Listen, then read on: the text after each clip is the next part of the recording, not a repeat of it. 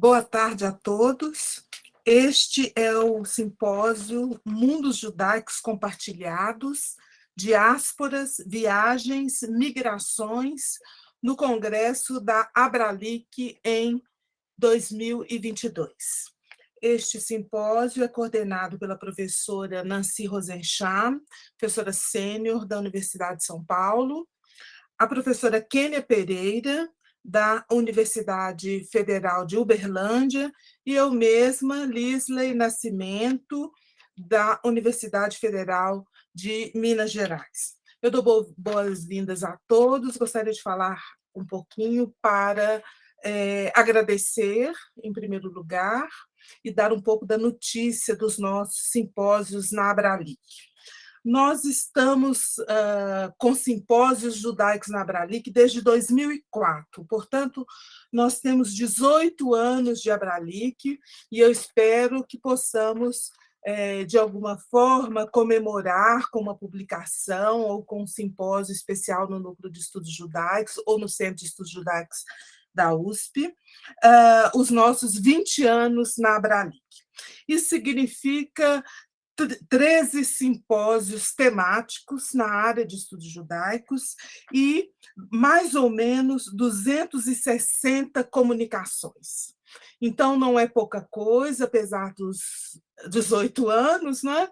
Mas esses números são importantes para agradecer a todos e dizer da importância do nosso lugar num congresso de literatura comparada. Não é? Então, a nossa ideia em propor esse simpósio foi muito interessante, porque, de alguma forma, deu visibilidade a um marco maior dos estudos judaicos, não só no Brasil, né? Com a ideia dos mundos compartilhados. E esse subtítulo também atendeu a várias pesquisas, né? Diásporas, viagens, migrações. Invariavelmente, quem trabalha com estudos judaicos está trabalhando com essas três marcações. Não é? Então, a minha palavra hoje é de agradecimento e de desejar a todos excelente simpósio, que nós possamos conversar depois de cada mesa e que esses debates sejam também enriquecedores, além das comunicações que, pela programação, pelos resumos que recebemos, pelas pessoas que estão aqui para apresentar, realmente serão notáveis e será notável esse simpósio. Eu gostaria já de passar a palavra professor Marcos, mas antes eu queria perguntar se a Nancy quer falar alguma coisa. Não? Ok. Então, professor Marcos, como eu já disse, está programado aqui que a professora Regina Igel abrisse esse simpósio com a conferência dela, Literaturas Sefarditas Contemporâneas, mas ela está com problema teve uma tempestade lá no estado de Washington, e ela já nos avisou aqui que estava com problema de energia e internet. Portanto, com muito prazer, com muita honra, que eu vou passar a palavra ao professor Marco Silva, que irá apresentar a comunicação A Deusa Judia que se exilou no sertão, história de um mito cabalista. Professor, o senhor tem de 15 a 20 minutos para apresentar a sua comunicação. Muito obrigada. Eu que agradeço, professora Lirley. Como eu sou pouquíssimo conhecido, eu gosto de dizer que Lirley é uma pessoa que mora no meu coração, tá?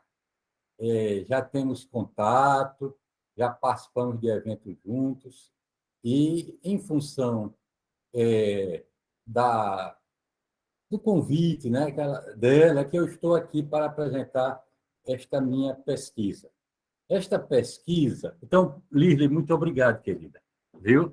E minha saudação a todos, tá bom? Veja, essa pesquisa que eu vou apresentar para vocês hoje, resumidamente, é a continuidade de uma pesquisa que eu fiz no pós-doutorado que eu desenvolvi na Universidade Federal do Rio Grande do Norte, em antropologia social, né? Então, neste pós-doutorado, eu estudei, a partir da obra de Ariano Suassuna, Romance da Pedra do Reino e o Príncipe do Sangue Vai e Volta, eu estudei um fenômeno chamado criptocabalismo, que deu origem a este livro. Tá? Então, esta pesquisa que eu desenvolvi em 2018, no meu pós-doutorado, deu origem a este livro, A Religião Católico-Sertaneja, Reminiscências do Criptocabalismo no Seridó Judaico. Tá? E, após concluir esta pesquisa, publicar este livro, eu dei prosseguimento, fiz nova pesquisa, continuando, analisando a obra de Ariano Suassuna, Romance da Pedra do Reino, O Príncipe do Sangue do Vai e Volta. Também, Romance de Dom Pantero, No Palco dos Pecadores. Além disso, literatura de cordel. A partir agora destas novas fontes, eu me detive apenas na mística do feminino existente no sertão. Tá? E aí, já escrevi outro livro, só sobre a mística do feminino sertaneja, e este livro está em fase de publicação. Tá? Quando lançar, eu encaminho para a Lili, que dialoga, eu sempre dialogo com a Lili, tá? Então, quando lançar, eu encaminho para a Lili, para que ela possa encaminhar para o Núcleo de Estudos Judaicos. Tá? Então, passo agora a apresentação desta outra pesquisa. Tá? O título é A Deusa Judia que se exilou no sertão. Etnohistória de um mito cabalista. O estudo do misticismo feminino sertanejo é fascinante e pode ser feito, sobretudo, a partir da literatura regional. Existem algumas pesquisas sobre o tema que revelam imagens bem características da cosmovisão sertaneja, mescladas com os grandes arquétipos do feminino cultivados na tradição cultural ocidental.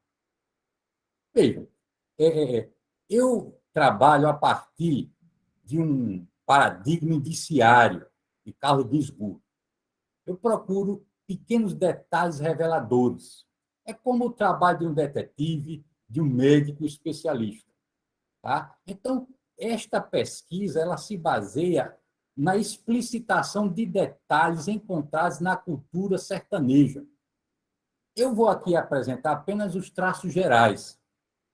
Infelizmente, o tempo não permite que eu entre na explicação dos detalhes, mas vocês vão ter uma noção geral da pesquisa, tá certo?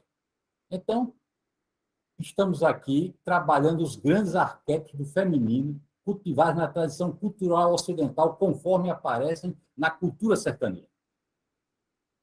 Todos os livros, artigos que eu estudei durante a pesquisa, escritos a respeito do assunto, eu não encontrei nenhum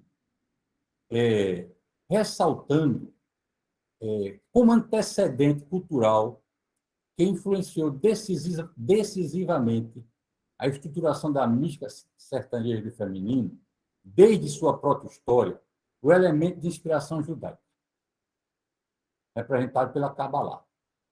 Esse tipo de misticismo teria sido praticado de forma subterrânea pelos descendentes de cristãos novos judaizantes que povoam o sertão nordestino desde, pelo menos, meados do século XIX.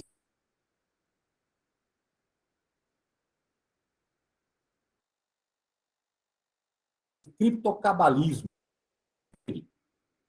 O neologismo criptocabalismo foi criado pelo professor doutor Juarez Caesa Malta Sobreira, professor titular do Departamento de Antropologia da Universidade Federal Rural de Pernambuco, justo para expor os elementos da Kabbalah que estão disseminados e dissimulados na cultura sertaneja. Assim, pretendemos demonstrar como os principais arquétipos sertanejos do feminino podem ser compreendidos em sua maior profundidade à luz do reconhecimento da influência do misticismo judaico sobre a sua constituição. Para tanto, recorremos à literatura regional como fonte principal. A partir dessas duas obras, grandes obras de Ariano Suassuna, que eu já referi, como também da literatura de Cordel, conseguimos identificar como a cultura sertaneja trata de forma mística o feminino.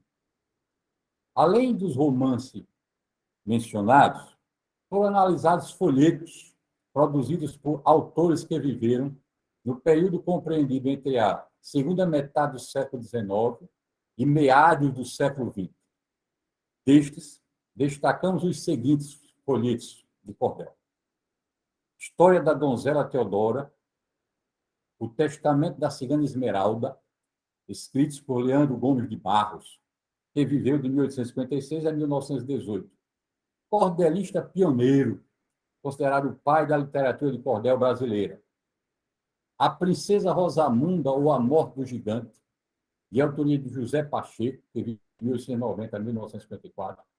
A Fada e o Guerreiro, concebido por João Martins de Ataíde, que viveu de 1880 a 1959. A partir dessas fontes, trabalhamos com a hipótese secundária de natureza etnográfica, segundo a qual, nas localidades em que se registra uma grande concentração de descendentes de cristãos novos de origem sefaradita, a padroeira da cidade costuma ser Nossa Senhora Santana, a exemplo da cidade de Caicó, no Rio Grande do Norte, onde eu fiz as minhas pesquisas de campo. O detalhe revelador é que a interpretação reivindicada por esse segmento populacional, os descendentes de cristãos novos judaizantes que habitam o Seridó, para a escolha dessa padroeira, é justamente o esforço dos antigos criptojudeus, descendentes dos cristãos novos judaizantes, né? De não homenagear a Virgem Maria e, simultaneamente, deixar uma mensagem criptografada para a posteridade. Essa explicação eu colhi nas minhas pesquisas de campo. Os descendentes dos adeptos dessa religiosidade alternativa identificam nessa padroeira não propriamente a avó de Jesus de Nazaré, mas uma referência críptica à figura da Shekinah. Ora, e esta pesquisa sobre Nossa Senhora Santana eu estendi a outros estados e constatei essa coincidência. Locais onde existe uma grande concentração de descendentes cristãos novos costuma ter como padroeira Nossa Senhora Santana. E aí, esses descendentes, eles dizem, não, isso é uma referência a Shekinah. Que é a Shekinah? É a Sefira feminina constituinte da cosmogonia do misticismo judaico. Essa alegação se reforça na medida em que, na explicação cabalista, a Shekinah acompanha os filhos de Israel ao exílio. Nesse caso, o exílio dos remanescentes dos judeus sefaraditas no sertão nordestino, quando fugiam da perseguição inquisitorial na época moderna. Dessa forma, o título do artigo e do livro que eu já escrevi reflete esse mito presente na cultura dos colonizadores de origem judaico-sefaradita, que povoaram o sertão do Nordeste. Descobri, a partir da pesquisa histórica, a existência de uma religiosidade alternativa e subterrânea desde os tempos coloniais, de inspiração cabalista no sertão do Nordeste, nos possibilitou a compreensão aprofundada do misticismo do feminino sertanejo. E aí, essa descoberta eu fiz a partir desta pesquisa. No corpo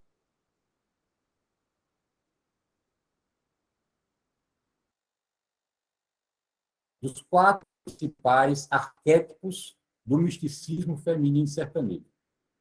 Esses arcanos e suas peculiaridades foram definidos a partir dos 2 principais romances publicados por Ariano Suassuna e da literatura de cordel. Além disso, demonstramos, em função da comparação desses elementos com as fontes do misticismo judaico, a fundamentação criptocabalista dessas elaborações místicas. O primeiro arquétipo que nós definimos foi a rainha do meio-dia, segundo a obra de Ariano Suassuna. Mesmo uma observação superficial da literatura de cordel, produzida no sertão do Nordeste, ao longo de sua história, e especificamente na primeira geração de cordelistas, é possível constatar centralidade que a temática do casamento ocupa em sua representação da realidade cotidiana. A presença do tema do matrimônio no cordel pode ser analisada do ponto de vista institucional como sacramento religioso e como contrato social. Portanto, sob as diretrizes das instituições religiosas e do Estado. Assim, aparece como sujeito a normas e convenções e, predominantemente, sujeito a modelos de comportamento tradicionais. Porém, a dimensão que pretendemos ressaltar, muito comum na literatura sertaneja, é a representada pelo cordel intitulado Casamento e Mortalha no Céu se Talha, de Cordeiro Manso, 1856 a 1931. Em função da mirabolante história de um casamento previsto em sonho e inevitavelmente acontecido, narrada pelo cordelista, duas estrofes similares demonstram esse entendimento. Segue o cordel. É muito certo o ditado da crença que já não falha, que são decretos do céu, casamento e mortalha, que quem pensar o contrário, corta-se a navalha. O casamento e a mortalha têm uma base divina. Alguém quer, por destinado, fazer a sua ruína, queixar-se só poderá da sina de sua sina. O sentido místico do casamento é a representação da união da alma com Deus, ou mesmo de Deus com seu povo, e, de modo geral, da união do princípio feminino com o masculino. Esse simbolismo tem uma manifestação máxima nas hierogamias, os casamentos sagrados, que indicam a possibilidade da união do homem com Deus. Dessa expectativa é que nasce a exigência de dedicação da virgindade das mulheres a essa teogamia. Foi assim que o casamento se tornou uma instituição que exalta e exige a virgindade. Em função dessas considerações,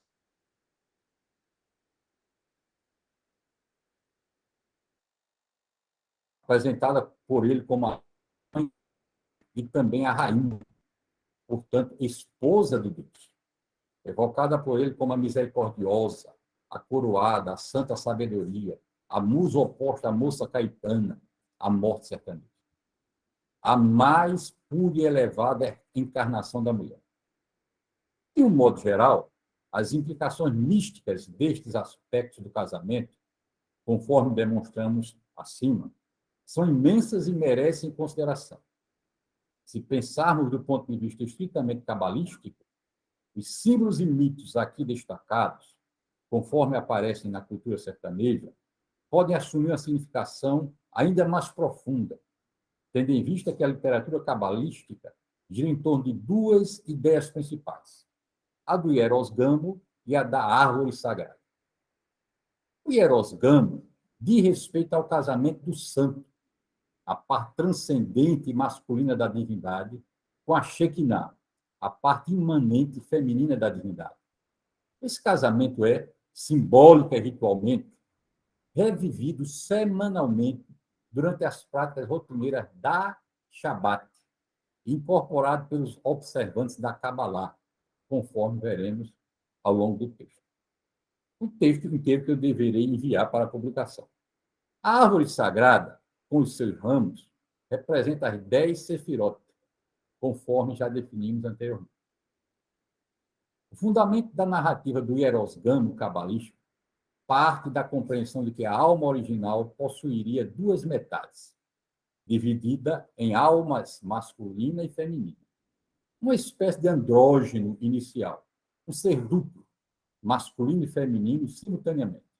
Em consequência, entre os cabalistas se acredita que a totalidade do indivíduo e a própria plenitude cósmico-divina humana só se efetiva com a união do masculino com o feminino, por meio do casamento e da relação sexual. Detalhes específicos sobre essa questão da virgindade e tudo mais, vocês terão apenas no livro. Assim, na visão cabalista, o homem que deixa de se casar é incompleto. O segundo arquétipo que nós identificamos na obra de Ariano Suassuna é a musa incandescente do sertão. As pesquisas desenvolvidas sobre o arquétipo da mulher sábia, a musa incandescente do sertão, representado na literatura sertaneja, especialmente em um dos cordéis produzidos por Leandro Gomes de Barros, intitulado A História da Donzela Teodora, conseguem traçar pontos importantes sobre como este arquétipo é apresentado. Em geral, Teodora é vista como uma pessoa dotada de força e virtude, que tem um perfil de mulher inteligente, iluminada, solar, vencendo o homem por meio de sua inteligência. Outros autores defendem a ideia de que alguns arquétipos originários da literatura europeia medieval foram transmitidos para o Novo Mundo, vindo parar desse modo no Brasil. Aqui, por meio do processo de sincretismo cultural, misturaram-se as narrativas indígenas e africanas. Entre os textos que atravessaram o Atlântico nesse período, é destacado justamente o da história da donzela Teodora. Ora, nós defendemos aqui, no nosso texto, no livro, na pesquisa que fizemos, que, para além dessas características evidentes no arquétipo da mulher sábia, da literatura, vícios, especialmente na literatura de cordel de Leandro Gomes de Barros. Portanto, para entender a sua profundidade, é necessário dialogar não só com a cultura cristã portuguesa e suas medievalidades, ou mesmo com a indígena e africana, mas também com a criptojudaica, presente na região Nordeste como contribuição dos descendentes de judeus sefaraditas. Muitos etnógrafos ouviram esse elemento em sua explicação da constituição da cultura sertaneja. No caso de elementos místicos, a dificuldade desse reconhecimento aumenta, tendo em vista o completo desconhecimento dos estudiosos do tipo de misticismo que os descendentes de judeus sefaraditas praticavam e que, obviamente, trouxeram para o sertão. Os detalhes deste arquétipo, suas influências cabalistas, infelizmente, nós não temos tempo de apresentar, porém, no livro e no artigo estarão presentes. O terceiro arquétipo é o da anja abrasadora. No sertão nordestino, o arquétipo da feiticeira ou bruxa desperta uma espécie de ambiguidade. Na literatura sertaneja, por exemplo, alguns autores o tratam de forma positiva e outros, por sua vez, de forma negativa. Em uma perspectiva histórica, nós seríamos obrigados a diferenciar entre bruxo e feiticeiro. Porém, a partir da análise etnográfica que nós fizemos, né, e a partir do entendimento da literatura de cordel que nós tivemos, no contexto da cultura sertaneja, conforme apresentado, né, nas obras que nós estudamos, essas expressões são utilizadas indistintamente para referir-se à mesma personagem. Interpretamos a feiticeira e a bruxa como a antítese da imagem idealizada da mulher, uma espécie de sacerdotisa das forças sombrias do inconsciente e dos segredos da natureza, símbolo do feminino que, além de explorar a profundidade do mistério, evocam a consciência ecológica profunda. Como faltam 3 minutos apenas, eu vou falar do quarto arquétipo, que é o da moça caetana, né? Presente também, esmagadoramente presente na obra de Ariano Suassuna, né? A jovem cruel divindade negro-vermelha da morte sertaneja, né? Que seria uma espécie de Lilith sertaneja, tema bastante presente na Kabbalah. Então, nós concluímos assim, mostrando que trabalhamos no artigo e no livro que eu estou em fase de publicação, estes 4 arquétipos analisando os indícios, olha aí, o paradigma de Carlos Gisburgo, paradigma indiciário, analisando os indícios presentes nas obras de literatura com relação a esses arquétipos que mostram que existe uma influência criptocabalista na constituição desses arquétipos do feminino no sertão. Eu espero que eu não tenha sido cansativo para vocês. Muito obrigado, Lívia, querida. Muito obrigada, professor. Nós aguardamos o seu texto completo para a leitura dele, o seu livro. É muito interessante esses traços místicos, né, na cultura sertaneja brasileira. Então, te agradeço muito, foi muito interessante a sua palestra e aguardamos o seu texto em breve para a leitura de todos. Eu passo agora a palavra para a professora Alessandra Conde da Silva, que irá nos falar sobre Rastros de Errância em Terra Úmida, de Miriam Scott. Está com a palavra, Alessandra. Seja bem-vinda, boa tarde. Olá, boa tarde. Olá a todos. Por uma questão de tempo, eu começo logo a minha apresentação. Bom, o título da minha apresentação é Rastros de Errância em Terra Úmida, de Miriam Scott. Humberto Eco, em Seus Passeios pelo Bosque da Ficção, afirma que o leitor, às vezes, se comporta como devaneando pelo bosque. Nada contra o devaneio, diz o escritor italiano.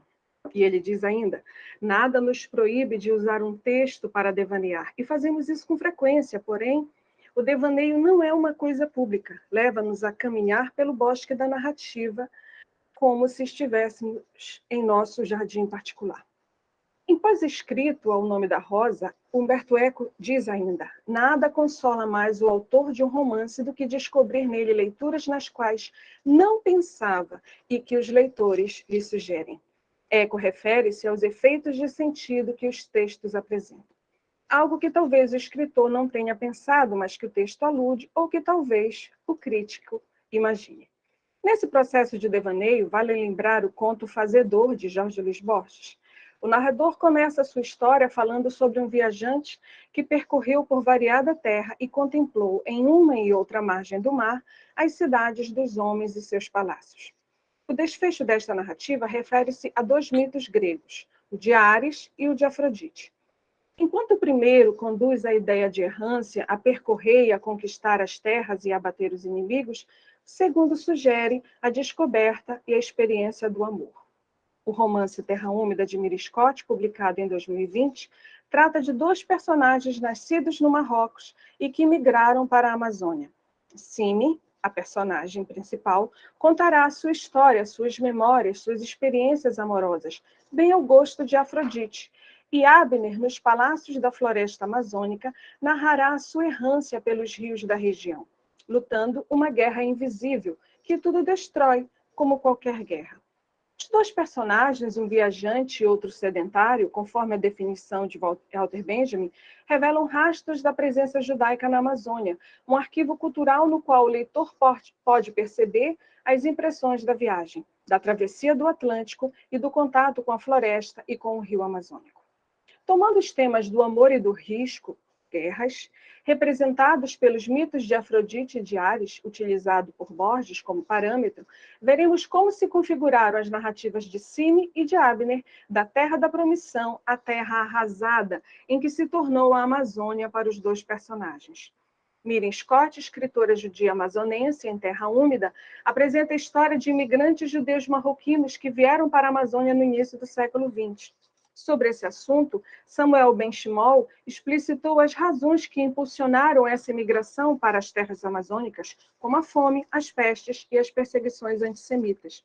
E mais uma diáspora ocorreu para os judeus. A Amazônia, sobretudo os estados do Pará e do Amazonas, acolheram os primeiros imigrantes, que em devaneio inicial conceberam a terra como um Eldorado.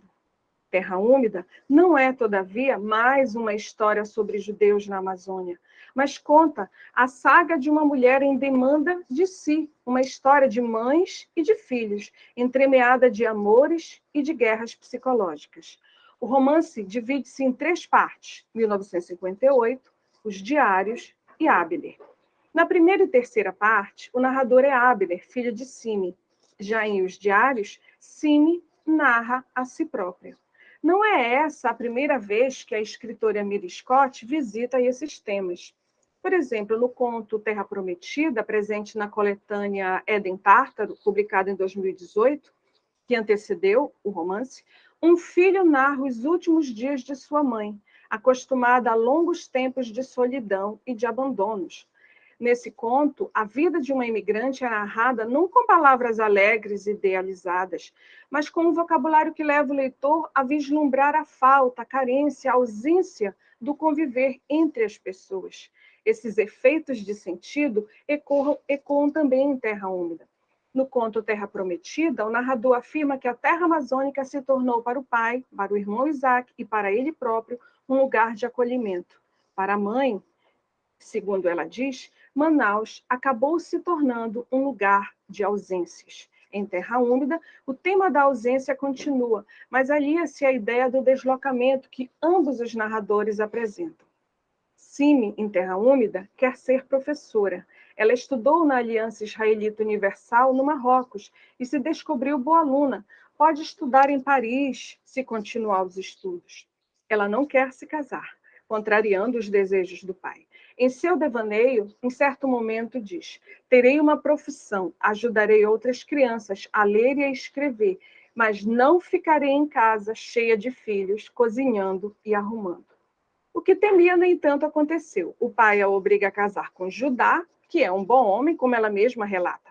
Os filhos vieram, filhos que ela não desejou. O sedentarismo a alcançou e ela se vê presa em um pesadelo. Suas aspirações e dores, Sime escreve em seu diário. A escrita é, para ela, dor e libertação, mas em muitos momentos a personagem briga com o diário. E escrever se torna rememorar desejos e dores. Escrever é revelar o ser, o que se quer e o que não se tornou, como ela mesma diz no seu diário. Este se torna amigo e inimigo de Sime, e é uma herança para os filhos dela. É por ele que Abner, o seu filho mais velho, e o seu irmão Isaac conhecerão a mãe. Saberão que ela não almejava casamento e filhos, e que alguns ela conseguiu fazer escorrer, como ela diz muitas vezes na narrativa.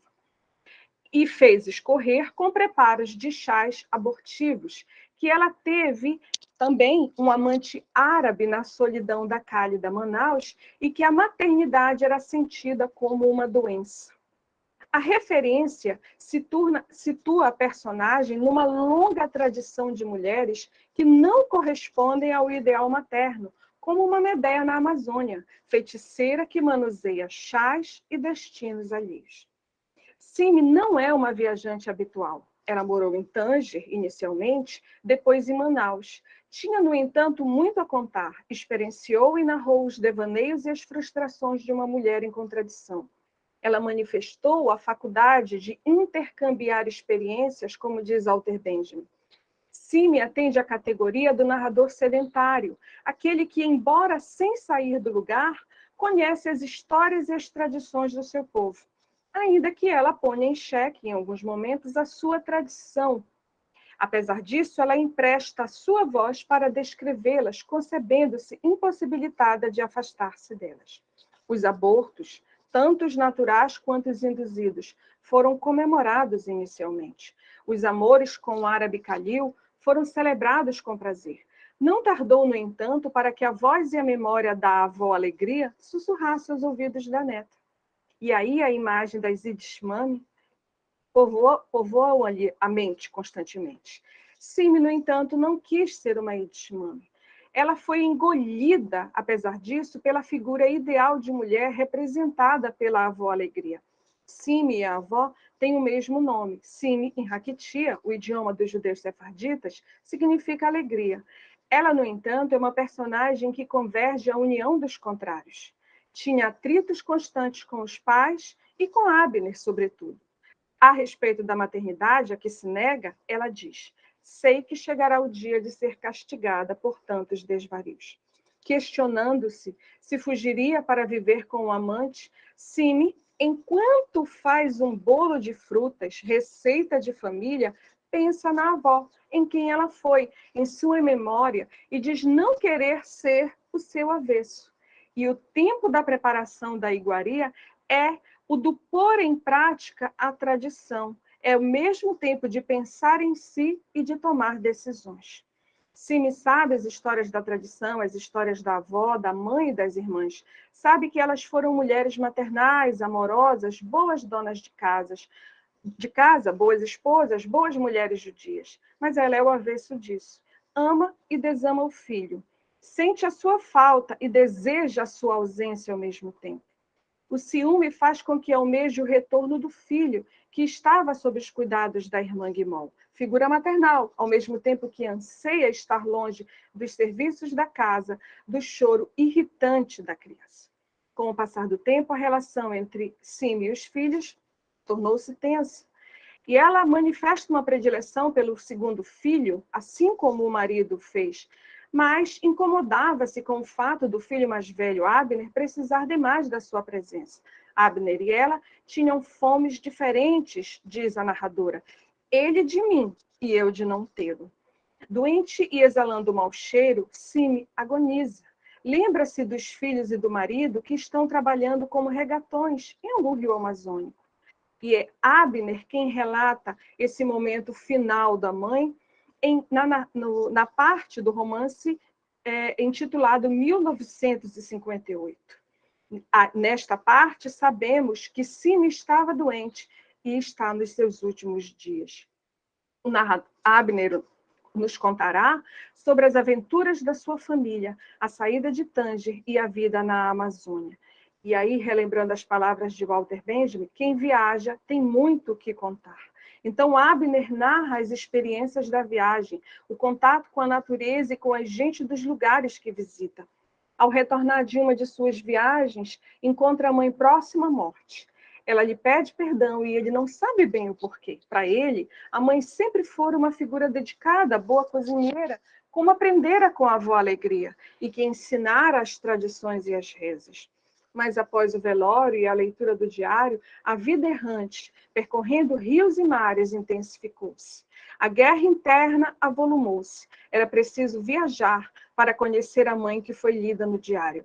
Era preciso matutar as histórias, as saudades, conforme diz o narrador.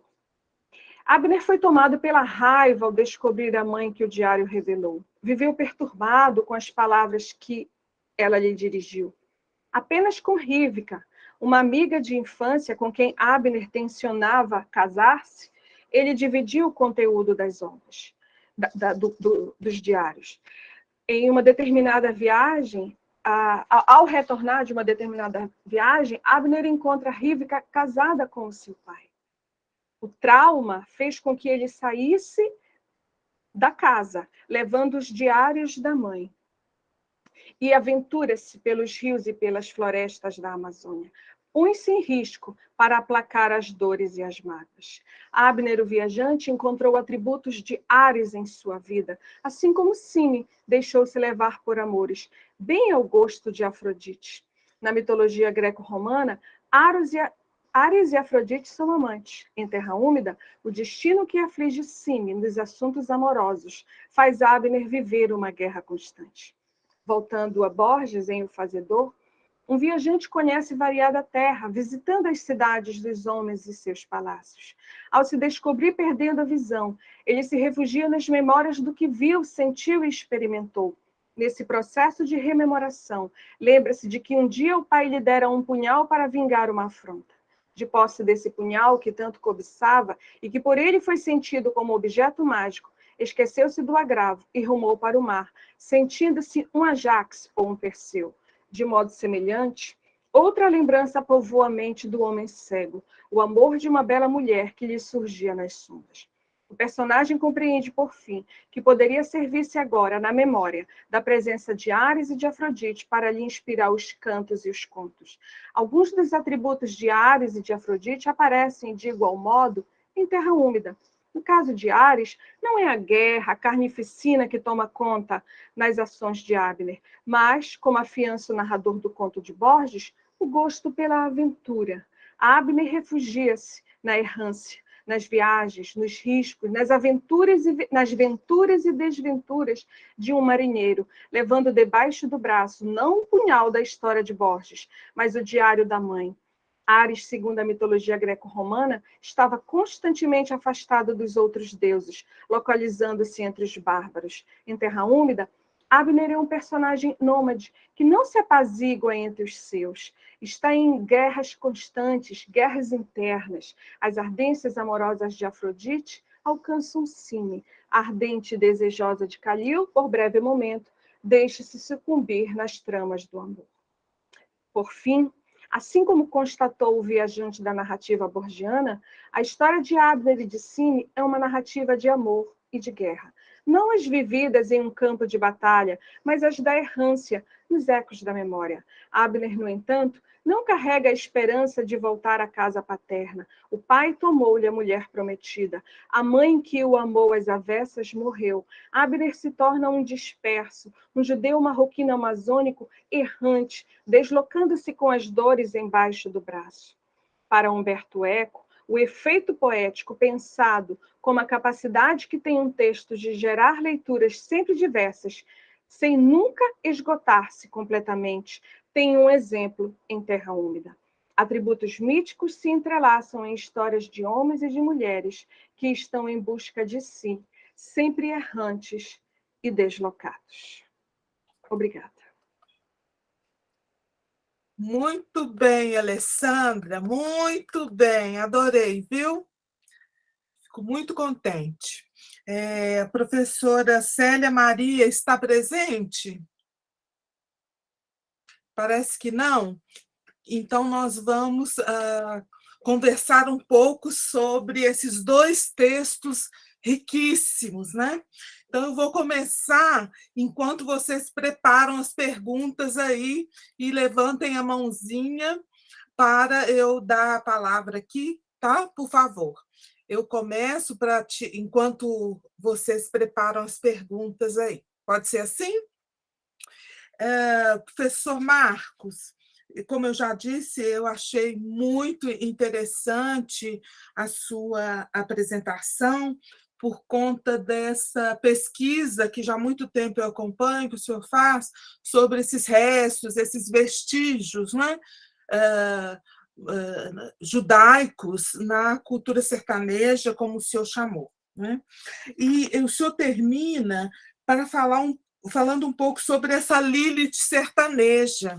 Eu queria que o senhor falasse mais um pouquinho sobre esse tema, é um tema que me é muito caro. E aí eu gostaria que o senhor falasse um pouquinho sobre essa presença da Lilith no cordel, se o senhor tiver notícia, e essa que o senhor chamou aí, né, da moça Caetana, a Lilith sertaneja. O senhor podia falar, por favor?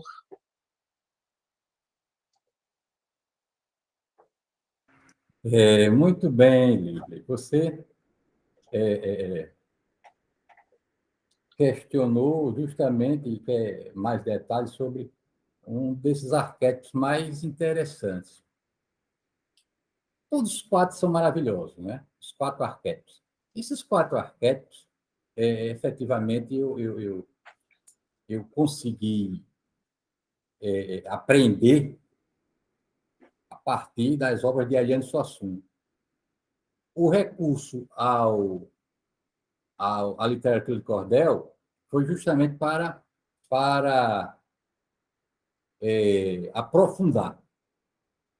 Quanto à Lilith sertaneja, ela, no meu entendimento, está ligada à moça Caetana. Ora, Ariano Suassuna, ele compara a morte, né? Ele exemplifica a morte com uma moça muito bonita, né? Sensual, que aparece para ele em momentos decisivos. Né? No romance da Pedra do Reino, teria desempenhado uma função central, menos no romance do Dom Pantera, mas no romance da Pedra do Reino é uma presença muito forte, a moça Caetana. Né? E ela se aproxima da vítima de forma sedutora, e beija a vítima. No momento que ela beija a vítima, as cobras que são adereços dela matam a vítima. Então, ela é Medusa também, né? Exatamente. É o beijo da morte. Na verdade, é o beijo da morte. E na Cabalá, você tem também o beijo da morte. E a própria Shekinah, ela tem ela aparece de várias formas. Tá? E tem também esse lado perigoso. Tá? Tem também esse lado perigoso. Então, a Lilith sertaneja representa esse lado do perigo, dessa atração fatal. É essa atração fatal, né, que atrai. Então, dentro da obra de Ariano Suassuna, são vários momentos que aparecem. E aí ela também, a onça, a moça Caetana também aparece como onça. Né? E aí tem aqueles momentos que o caçador de onça é atraído por um som e vai para a gruta, e ali ele tem uma luta tremenda com a onça. E ele está para morrer, mas ele quer continuar ali. Então, mostra essa questão essa atração que a morte, de uma certa forma, exerce. Né? E como a morte, na perspectiva também, agora trazendo para a perspectiva da Kabbalah, não é essa coisa que as pessoas temem. Não é dessa forma. Né? Então, para alguns cabalistas, a morte é apenas aparente, ela nem existe. Então, aí nós fazemos analisamos esses detalhes e apresentamos como, na obra de Ariano Suassuna, né, a morte é feminina, atraente, atrai suas vítimas, se aproxima e, de forma fatal, o leva consigo. E encontramos, então, também algumas correlações na Kabbalah em relação a esse lado perigoso da própria Shekinah. Muito bem. Representado pelo beijo da morte, na própria Kabbalah. É interessante como os escritores, sejam eles judeus ou não judeus, eles vão num acervo, não é, judaico e de lá tiram um fio para construir o seu texto. Né? Então, a leitura, nossa leitura, como o senhor começou falando, que é meio detetivesca, né? Vai atrás desses fios, né? E certamente vão aí tecendo outros textos que já é o seu texto acadêmico, analítico sobre o tema. Né? Muito obrigada, muito obrigada. Ô, Alessandra, enquanto eu espero aqui uma mãozinha também se levantar aqui para fazer outras perguntas, eu queria te parabenizar de novo, já conheci o seu texto, mas foi excelente. Eu acho tão importante essa sua pesquisa também, porque revela esse universo absolutamente desconhecido para nós aqui do Sudeste, tudo que é esse mundo amazônico da literatura judaica. Né? Então, você sempre está de parabéns, porque você ilumina como o professor Marcos ilumina essa parte judaico-cabalista, criptojudaica, né, na cultura sertaneja, você também o faz aí na cultura amazônica com muito valor. Viu? Você está de parabéns. Eu queria também fazer uma pergunta para você e também uma sugestão. Porque o Cidades Invisíveis, do Ítalo Calvino, ele parece permear todo o seu trabalho, né? Porque tem cidades e textos e autores visíveis e invisíveis, né? Então, do Marrocos para a Amazônia, são muitas cidades, é quase um mapa, se configura como um mapa, né? Que os judeus vão atravessando e compartilhando o seu mundo com outros judeus ou não judeus, né?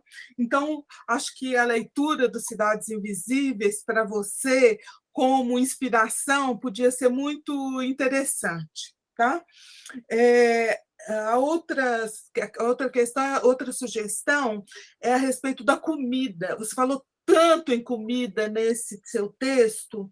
O próximo dossiê da revista da Arquivo Maravi será sobre comida na tradição judaica, não é? Que eu vou editorar com a professora Nancy. Então, já tem uma aí, você já fez vários, essas receitas, né? Esses personagens, as voltas com memórias da mãe e memórias do lugar, essas comidas que acabam sendo compartilhados, são mundos compartilhados, mundos culinários compartilhados também. Né? Então, acho que você tem aí já um trabalho interessante que eu já estou encomendando.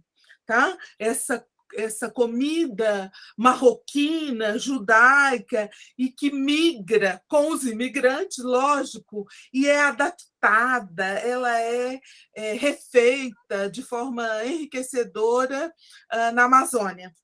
Não é? Então, isso é uma sugestão e uma encomenda para o próximo número. Não é? E aí eu queria te ouvir, porque eu acho assim que você, para publicação, você deveria se dedicar um pouquinho ao título desse romance que você analisou. Esse título de Terra Úmida não pode passar sem falar dele. Não é? Porque, como nós estamos falando de mundos compartilhados, você imagina, você vem do Marrocos, do deserto, da seca, e chega no mundo úmido da Amazônia. Né? Então, o que significa uma terra úmida? Não é? Então, significa, no contexto bíblico, uma terra própria para a criação. Então, eu acho que, de alguma forma, falar um pouco desse título, eu falo muito que o título é uma janela, é uma porta para você entrar no texto literário, né? Então, para falar um pouco sobre o que significa esse título, para você, pode enriquecer a leitura do seu romance, você não acha? Queria que você falasse um pouquinho sobre isso.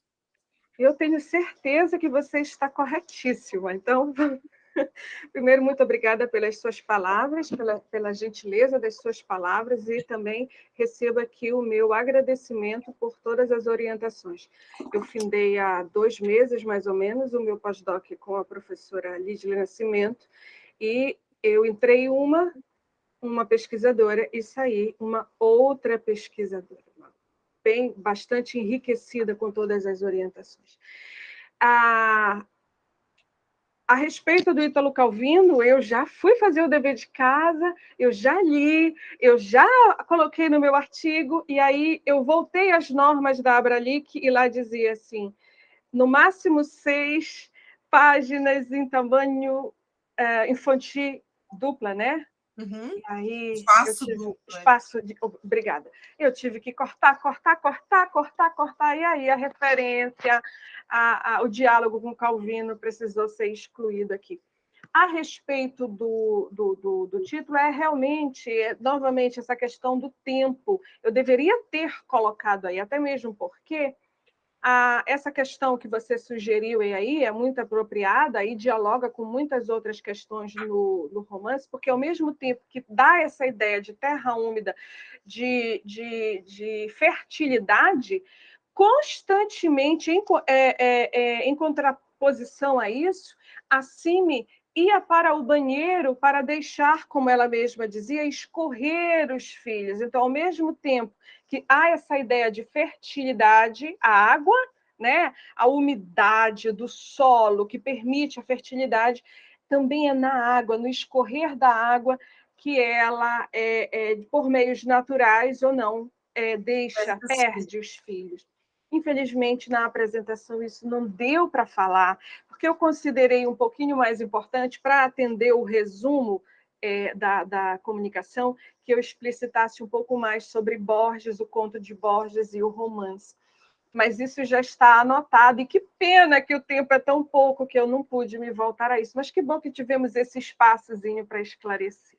Isso mesmo, isso mesmo. Obrigada. Porque, como o professor Marx falou sobre o Suassuna, que talvez a maioria de nós já leu, né? Então, agora, quando nós formos reler, nós vamos. Isso que ele nos chamou a atenção, vai nos chamar a atenção na nossa releitura lá. Né? No seu caso, eu não conheço, e acho que a maioria aqui talvez possa dizer o mesmo, que nós não conhecemos essa autora que você abordou. Né? Então, falar do título dela pode ser muito interessante, né? Porque tem aí uma chave de leitura, sabe? Essa terra úmida significa, né? Não pode passar. Sim. Para um próximo trabalho, vai estar na metodologia, o principal. Isso mesmo. Não, começar explicando, olha, esse título, né, e tal, mas não dá spoiler, não, por favor. Não estou falando para você dar spoiler. Sim, a respeito. Já dizer como um escritor, você começou e falou 2 vezes sobre Humberto Eco, que eu amo, né? Então, ele é um especialista lá no pós-escrito ao Nome da Rosa, ele explica como ele construiu o Nome da Rosa, né? E uma das coisas, tem uma parte lá toda dedicada ao título. Né? Então, nós não podemos passar muito direto, muito rápido nos títulos, não, nem dos poemas, nem das músicas, nem do cordel, nem dos romances, nem dos contos. É preciso parar um pouco. O título pode enganar, mas pode revelar. Não é? Muito bem. Queria abrir, então, quem é que gostaria de fazer alguma pergunta? Felipe? Eu, na verdade, eu faço para a Alessandra a mesma coisa que a Lisley falou, alguma parte que eu queria saber um pouco mais dessa escritora. Porque essa, para mim, realmente é nova. É Eu não nova. conheço mesmo. E aí eu até joguei no Google aqui e vi que ela tem um livro de poemas também, parece. Então eu queria que você falasse um pouco mais sobre essa escritora. Fiquei curioso para saber. Se é só esse livro que ela tem. Não. Ela tem muitas. Ela é bem nova, mas ela já tem um bom número de livros publicados, livros infantis, livros de poemas, de poesia.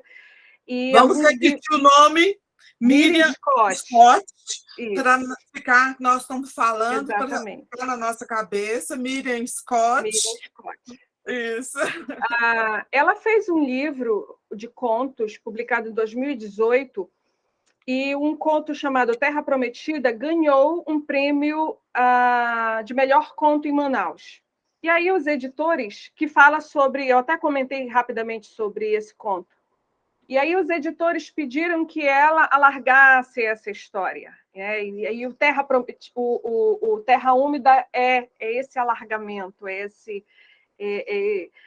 o aditamento a essa matéria narrativa aí. Então, já tem mais coisa nesse título aí, que liga esses dois que realmente... Exatamente.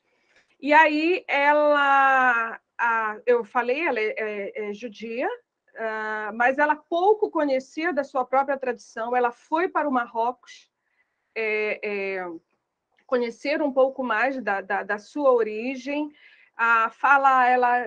eu sei um pouco disso, porque nós acabamos entrevistando ela para o podcast, e aí ela conta um pouco sobre essa sua trajetória. Eu posso colocar o link do podcast mais para frente, tá? Para a gente conhecer um pouco mais sobre a Miriam Scott. Até posso referenciar isso no artigo também. E aí ela começou na carreira da advocacia. A maternidade fez com que ela abandonasse para se dedicar aos filhos, e nesse período ela se descobriu escritora. E aí é uma coisa interessante, porque ela larga a advocacia para cuidar dos filhos, mas o romance que ela faz é um romance que põe em xeque a própria maternidade. É uma coisa assim bem curiosa. E a maternidade é um tema bastante caro para ela. Ela tem conseguido alguns prêmios. É muito novo, é muito recente, o romance é de 2020. E ela está fazendo mestrado na PUC, em São Paulo. Ela está envolvida, vamos dizer assim, na nossa área, na área das pesquisas, e está sendo aqui na região, ela é de Manaus, é bastante, como é que eu posso dizer assim, bastante lida, está sendo bastante considerada. Eu a descobri por acaso, realmente foi por acaso, foi pesquisando escritores judeus e eu a encontrei. Então, está sem o áudio, professora. Não está, não. Ok, eu que não estava ouvindo, desculpa. Só levantei a mãozinha para você terminar. Tá. A frase. Não era para você parar de falar, não, é porque eu tinha notado aqui, enquanto você estava falando, Sim. É a questão da referência ao diário, né? Isso nunca vem à toa num texto, né? Então, tem uma referência ao diário, logo a memória. Então, eu anotei aqui, autoficção, pus interrogação para te perguntar como essa questão da maternidade, do trabalho, da mulher na Amazônia, etc., não está lá atrás, mas está, me pareceu, te ouvindo e lendo o seu texto, como isso tinha a ver com uma espécie de autoficção, né? Como que me pareceu, que eu ainda não li o livro, né? Me pareceu que ela estava contando um pouco da própria história, ou ficcionalizando a sua própria história, né? Eu acredito, como ela sempre fala na avó, na tia, de certa forma, isso pode ter incidido, sim, no seu processo de ficcionalizar histórias de imigrantes, da mulher imigrante. Curiosamente, esse romance é um romance, até o presente momento, que torna a personagem, a mulher, como uma personagem central. Analisando outros romances, sempre é o imigrante. E a mulher sempre está ajudando, auxiliando. Não é o caso aqui, né? Ela não consegue se livrar da tradição. Vejam, eu falei, porque me chamou bastante atenção, ela está batendo um bolo, fazendo um bolo de frutas, pensando se ela vai fugir com o amante ou não. Então, quer dizer, ao mesmo tempo que ela lida com algumas coisas da tradição culinária, daquilo que ela aprendeu com a avó, ela também está pensando, ela está considerando, será que eu vou largar tudo isso e vou embora? A imagem da avó chama mais a atenção. Muito bem, muito bem. Nancy, quer fazer alguma questão? Não? Alguém mais gostaria de fazer alguma questão? Cláudia? Patrícia? Não? Cláudia, está sem som. Agora eu liguei.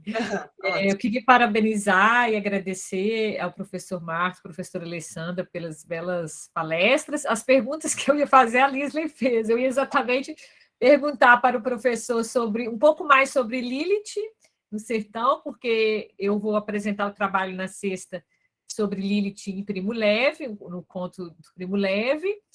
E ia perguntar para a Alessandra sobre o título Terra Úmida, porque hoje, revendo o meu texto, lá também no texto do Primo Leve, o início se começa com a imagem do barro, né, da mistura da terra com a água, e eu encontrei no dicionário de símbolos uma explicação bem interessante sobre um ponto mais de, né, que há uma controvérsia, assim, né, como se fosse um espelho mesmo, né? De uma questão mais da criação e outra da destruição, que talvez você possa utilizar, né, para falar da ideia de terra úmida. Sim. E até mesmo para pensar essa umidade como um cenário da própria Amazônia, né, que é uma terra úmida, né, em que chove o ano inteiro, por exemplo. Né? Eu acho que que pode te ajudar o dicionário de símbolos pode te ajudar nessa explicação sobre a lama. E pensar o texto literário, tem que sempre dar um pulo no gato. É isso mesmo, pensar o texto literário. Obrigada. Outra coisa que eu ia perguntar, Alessandra, que era sobre esse caráter híbrido da narrativa mesmo. Tem o diário, a Lisa perguntou do diário, mas é uma narrativa e o diário se infiltra assim, no meio da narrativa? Há uma parte ensaística? Como... Realmente são 3 partes. Tem 1958, acaba essa narração, essa narrativa, 1958. Depois nós temos uma segunda parte, os diários. Conhecemos a história dela, termina o diário, volta para o terceiro momento do romance, chamado Abner, que é o desfecho de tudo. Na primeira e na terceira parte, 1958, e Abner, o narrador é o próprio Abner. A gente vai conhecer muitas outras informações da mãe, do Abner e do pai, e dos demais membros da família. Agora, nos diários, nós vamos conhecer uma Sime que o filho não pensou, mas está muito bem divididinho mesmo, nessas 3 partes. Olha, que interessante, né? Essa narrativa do feminino, a autora dá voz ao feminino no entremeio, né? Isso. Então, acho que isso também vale uma reflexão interessante e importante, né? Meus queridos, então, se não há... A Nancy levantou a mão? Viva! Sim. Eu não conhecia nem a escritora, cumprimento os dois pelo que aprendi hoje. Não conhecia a obra também lógico, do Suassuna, a gente conhece, mas a Amazônia é muito distante aqui para nós. Você está mencionando que a parte chamada Abner, não conheço nada do livro, mas Abner era na Bíblia, quando eu me lembro, o Abner mais conhecido, que eu estudei pelo menos, era um general, Abner Ben-Ner. Eu não sei, gostaria de saber se essa parte do livro teria algum paralelo com o texto bíblico, com o personagem bíblico? Professora, eu diria que não. Abner, general do exército de Saul, se não me falha a memória, né? Me parece que não, mas eu vou me atentar, vou ler novamente, vou considerar isso, mas rapidamente diria que não.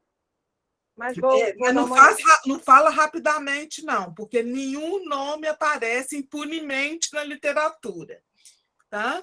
Então, é verdade. Nem ou para contrastar ou para reafirmar, presta atenção nessa dica. Eu estudei muito obrigada. Esses capítulos da Bíblia, eu estudei faz muitíssimo tempo. E por que o nome me brota assim tão fácil? Deve ter sido assim a figura importante. Ele não era um rei, ele era um general, se não me engano, né? Posso estar enganada, mas acho que era isso. E ficou com uma figura muito marcada para eu me lembrar do nome facilmente, que era um general da Bíblia. Eu nunca mais estudei isso, nunca mais tive esse personagem na minha frente. Mas posso dizer que são muitas décadas e ele está presente. É certo. Muito bem, muito bem. Então, meus queridos, nós vamos nos despedir por hoje. Foi uma abertura com chave de ouro, professor Marcos, professora Alessandra. Nós aprendemos realmente muito. Deu tempo de conversarmos. Eu sempre fico reclamando muito, parecendo aquelas velhinhas corocas, porque nós não temos tempo depois de debater e conversar e sugerir e etc. Então, fico muito feliz. Oi, Fernanda, que bom vê-la. Então, fico muito feliz que nós tenhamos aberto esse simpósio com vocês dois falando, tá? Foi um privilégio ouvir vocês dois.